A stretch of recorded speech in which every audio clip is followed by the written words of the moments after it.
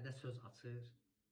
Buyurur ki, Peyğəmbər, biz insanların hamısının əməllərini bir boyunbağı kimin onların boyunlarından assamışıq dünyada. Qiyamətin günündə biz onu getiririk, hər kəs öz əməllərin və biri-birinin əməllərini onunla görərlər.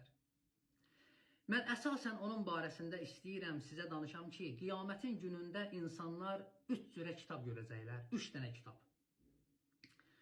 O kitabların hərəsinə alimlər təfsirlərdə müxtəlif adlar qoyublar. O kitablar da öz-özlüyündə 2 cürədir. Bir tədvin olunan kitablar var, bir tədvin olunmayan kitablar var.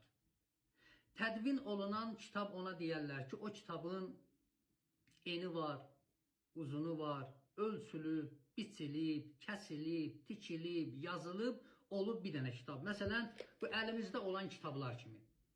Bu kitablar hamısı tədvin olunan kitablardır.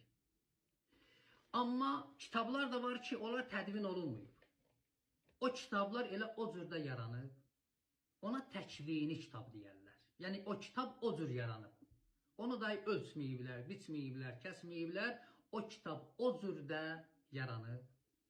İndi o 3 kitab ki, insanlar qiyamətin günündə görəcəklər, onun biri məxsus hər bir insanın özündən ötürüdür ki, o kitab yazılır. Yəni, insan dünyaya gələndən, ta dünyadan köçənə qədər, onun ürəyindən keçən, onun dilindən çıxan, onun əməllərinin hamısı o kitabda yazılır. Ona deyərlər Name-i Əməl, əməl kitabı.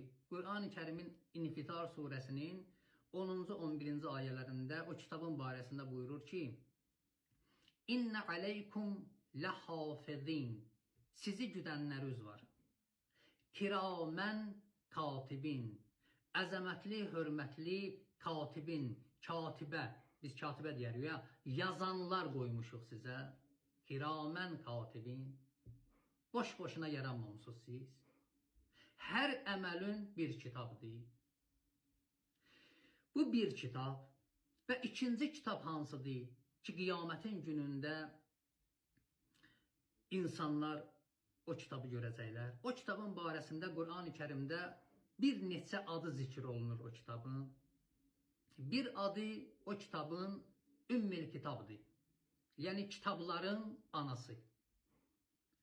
Başqa bir adı var, Kitabun Məknun. Gizli saxlanılan kitab. Başqa bir adı Lahi Məhvuz, Laufun Məhvuzun. Qorunub saxlanılan lövhə. İslam Peyğəmbəri